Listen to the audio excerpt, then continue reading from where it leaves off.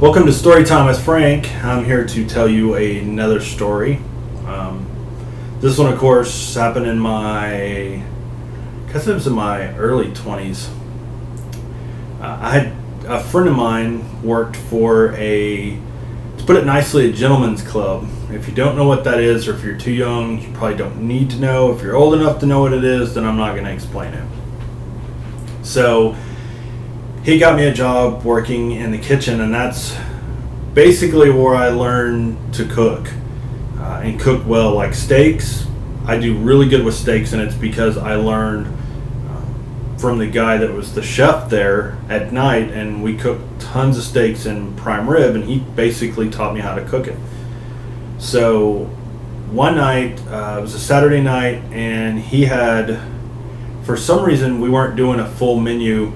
We were just doing burgers and fries, and that happened a lot. And so he would just leave me there to cook because it was super easy for me. I knew how to make hamburgers, I knew how to make cheeseburgers, and I knew how to fry fries, so it wasn't that big of a deal.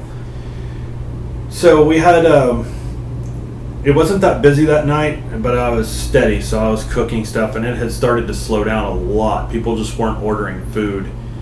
Those hamburgers were a little bit even back then.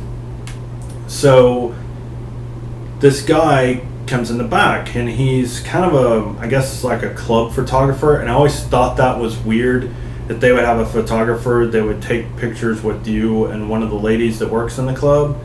Just always thought that was unusual, that would actually happen. It still just kind of boggles my mind. So anyway, he comes back and he goes, I need, he said, do you have a big plate? And I said, yeah, like a platter. And he was like, yeah. And I was like, what do you need the platter for? And he goes, I need a platter full of fries. I have some friends out there that that's all they want are fries. He said, there's no ticket, it's no charge. I just need them and take them out there. And I was like, well, I can't do them no charge. I said, the restaurant part's not owned by the club. It's actually, the equipment is, but my boss is the one that pays for all the food, and they basically pay him for everything, so he rents the kitchen basically. So he was like, well, just do it for me and I'll take care of it with the manager, which will take care of it with your boss. And I said, I guess that's fine. He goes, how long? And I said, well, it takes a couple minutes to cook them. And I said, but I'll get them done. He said, well, when you get them done, bring them out and I'll let you meet my friends. And I was like, okay. I said, who are your friends? As I'm like putting a whole big old thing of fries in 2 baskets full of fries and putting them down. And he was like, oh, it's just Pantera. And I was like, oh my God, seriously? In the club is Pantera?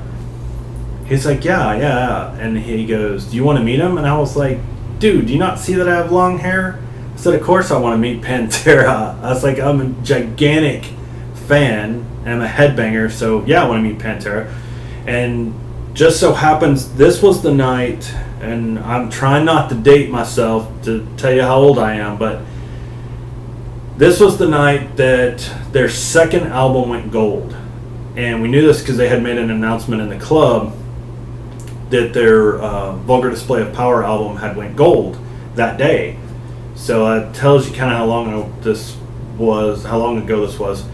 So I went out and took the fries out there, and he was like, hey, this is Frank, I want you to meet him. He's really cool, he's hooking you guys up with fries. And I was talking to him and all that, and I said, do y'all need anything else? They were like, no. And so they were like, come on, dude, let's get a picture. Let's get a picture with us and the fry guy, or the fry man. That's what they called me. So I was like, oh, that's so cool. So the guy, the photographer at the club, had regular pictures and then had Polaroids. And so he took a couple of regular shots, and he was like, I'll give you guys copies. And he goes, but let me do a Polaroid for the fry man. And we're like, oh, cool. So he ended up taking the Polaroid, and it was me and Dimebag Darrell and Vinnie Paul and Rex. And there was another guy in the picture, and I've never figured out who that was. And unfortunately, the picture, I don't know whatever happened to it. It's gone. And it kind of makes me sad because Dime's gone, and so that's one of my prized possessions. But I always have that memory of meeting him. And so he literally sat down at the table and ordered him and I a drink, and was like, dude, I'm gonna decorate this cardboard thing that we put your picture in. So the club photographer would take Polaroids of girls with guys, which, like I said, was really weird. And then he had these little cardboard things that you put them in, and of course it had folded flat, and you could open it up. It's nearly like a card. So Dime spent his time drawing the Cowboys from Hell emblem on the front. And then he made Vinny sign it and Rex sign it, and him and I were talking about me wanting to be a musician and what kind of bands that I like, and we were just, talking. And he was like, he goes, man, if you want to be in a band, he said, even if you never make it and you're never famous, just do it, man. He was like, dude, why not? He said, if it's something you like and you have fun doing it, just do it. And unfortunately, I never really took his advice to heart. I was in a couple of bands, short-lived, but I did have fun doing it.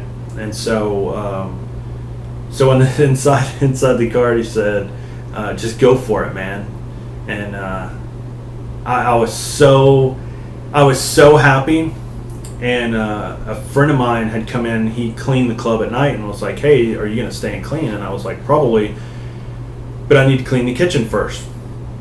So the photographer guy comes back and he goes, well, one of the guys wanted to ask you a question. And I was like, okay.